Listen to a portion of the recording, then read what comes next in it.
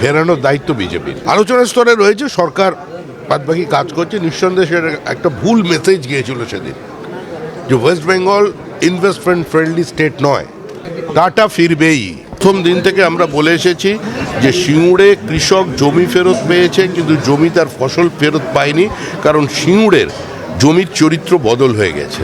আমরা সেখানে industrial hub তৈরি করব, মানে ইমিটেশন জুয়েলারি বা সেমি প্রেসাস জুয়েলারি যেটা তৈরি, সেখানে প্রায় 2,500 কোটি টাকার টার্নওভার আছে।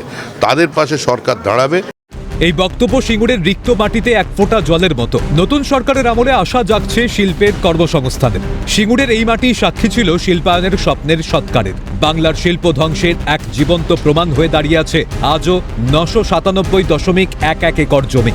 একসময় বাম সরকার পরিবর্তনের মূল ভূমিকা রেখেছিল এই সিঙ্গুরি, তারপর এলো তৃণমূল, কিন্তু কোনো পরিবর্তন হয়নি। 2026 বিধানসভায় সেই সিঙ্গুরি ফের আনলো পালাবদল। ভোটে এই মাটিতে শিল্প আনার স্বপ্ন দেখিয়েছিল বিজেপি, ভরসা রেখেছিল সিঙ্গুর সহ গোটা বাংলা।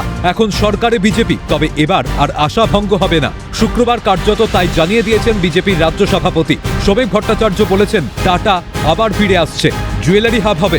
তারপরেই নতুন করে স্বপ্ন দেখতে শুরু করেছে সিঙ্গুর। প্রধানমন্ত্রী অর্থাৎ দেশের যিনি প্রধানমন্ত্রী নরেন্দ্র মোদী, তিনি ভোটের আগে এসেছিলেন এবং শিল্পের বার্তাও দিয়ে গেছিলেন। পাশাপাশি রাজ্যের যিনি সভাপতি সৌমিক ভট্টাচার্য, তিনিও শিল্পের বার্তা দিয়েছেন যে সিঙ্গুর থেকে শিল্প হবে, সিঙ্গুরে শিল্প হবে এবং টাটাকে ফিরিয়ে আনা হবে। সেই স্বপ্নই কিন্তু দেখতে শুরু করেছে সিঙ্গুরবাসী। বলা বাহুল্য, ক্ষমতার লোভে একদল মানুষ শিল্প তাড়িয়েছিল, শ্রমিকের রুজি কেড়ে বাংলাকে ঠেলে দিয়েছিল পিছনের সারিতে। তৃণমূলের আমলে 15 বছর ধরে সিঙ্গুরে জমি পড়েছিল অনাবাদী হয়ে। না শিল্প এসেছে, না চাষি তার ন্যায্য সম্মান পেয়েছে। কিন্তু শুধু চলেছিল ব্যর্থতার রাজনীতি, মিথ্যার প্রচার আর ভোট ব্যাংকের খেলা। সেই ব্যর্থতার রাজনীতির বিরুদ্ধে ভোট দিয়েছিল সিঙ্গুরও। নতুন সরকার এসে প্রথমেই দীর্ঘদিনের ঊষর জমিতে শিল্পের চারাগাছ রোপণের কাজ শুরু করে দিয়েছে, যাতে কার্যত খুশির পরিবেশ সিঙ্গুর জুড়ে। আমরা সবাই চাই যে টাটা আবার ফিরে আসুক, গ্রামের গঞ্জের সব উন্নতি হোক, মানুষ যাতে কর্মসংস্থান ঠিক রাখতে পারে। ঠিক আছে, আমরা খুব খুব অভিমান। এই টাটার মাঠ কী হয়ে পড়ে আছে, আমাদের কোনো ইয়ে নেই। আমরা বাইরে থাকি, বাইরে কাজ করতে যাচ্ছি। আমরা চাই টাটা আসুক। তো এখানে যদি কোনো শিল্প হয়, এখানের গ্রামবাসী, এখানের জনগণ খুবই খুশি হবে। যে ভুলটা তারা আজ করেছিল, যে ভুলটার জন্য তারা আজ গুণকার পেয়েছে, তারা নিজেদের মনের কষ্টটা আজ তারা ব্যক্ত করছে। এখানে শিল্প হলে তারা খুলে আনন্দিত হবে এবং আশীর্বাদ করবে যে ভবিষ্যতে বাচ্চাদের ভবিষ্যৎ বানুক। এখানে সিঙ্গুরে জুয়েলারি যদি আসে খুবই ভালো হবে। টাটা শিল্প যদি আসে, আরব শিল্প যদি আসে, মানুষ আরও ছেলে যারা বেকার আছে তারা কাজ পাবে। শুধু টাটায় শুধু কাজ, মানে এই শিল্পটা হলো মানুষ কিছু ছেলে যারা, এটা তো যোগ্যতার ব্যাপার না, এটা হলে আরও ভালো হবে। ঠিক আছে, সিঙ্গুরবাসী হিসেবে আপনি খুব খুশি, খুব খুশি। যারা গেছে ভোটের আগে সিঙ্গুরের বন্ধা জমি পুনর্ব্যবহার কমিটির সেক্রেটারি দুধ কুমার ধারা রাজ্যের বিজেপি সভাপতি সৌমিক ভট্টাচার্যের সঙ্গে কথা বলেছেন। সেই কথাই বাস্তবে রূপ পেতে চলেছে। অল্প সময়ের মধ্যে তিনি যে সিঙ্গুরকে দেওয়া কথা রাখবেন সেটা আমি ভাবতে পারছি না। তবে তিনি যেটা ভেবেছেন তার জন্য তাকে আমরা বন্ধা জমি পুনর্ব্যবহার কমিটির পক্ষ থেকে কৃতজ্ঞতা জানাবো, স্বাগত জানাবো। সিঙ্গুরের বুকে শিল্পায়ন হোক, সিঙ্গুরের বুকে নতুন করে আবার শিল্প আসুক। আমরা এটাই তো এতদিন ধরে চাইছিলাম। 2023 সাল থেকে কিন্তু আমরা বারবার বলে আসছি যে এই জমিতে ফেলে রাখা যাবে না, এই জমিকে বন্ধ অবস্থায় রাখা যাবে না। এই জমি কৃষককে ফিরিয়ে দেওয়ার কথা হচ্ছে চাষযোগ্য অবস্থা, সেটা তৎকালীন সরকার করেনি, করতে দেয়নি। এখানকার বিধায়ক তিনি যখন ছিলেন, এই বেচারাম মান্না মিথ্যে কথা বলেছিলেন। আজকে তার মিথ্যের জন্যই আজকে তাকে শাস্তি পেতে হয়েছে। সিঙ্গুরের মানুষ তাকে দূরে ছুঁড়ে ফেলে দিয়েছে।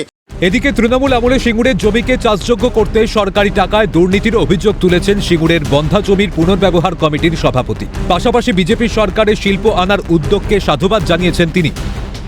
21 সালে বিধানসভা নির্বাচনের আগে জমি পড়া বন্ধা জমি হয়ে গেছে বলে, জমি বেনাবন্ন হয়ে গেছে, ঘাস হয়ে গেছে বলে রোডের ধার দিয়ে কিছুটা এলাকা জমি সরকারি টাকা খরচ করে, ভুট্টা বিভিন্ন চাষবাস সরকারি খরচে করে শুধু মানুষের কাছে বার্তা দিলে জমি চাষ হচ্ছে।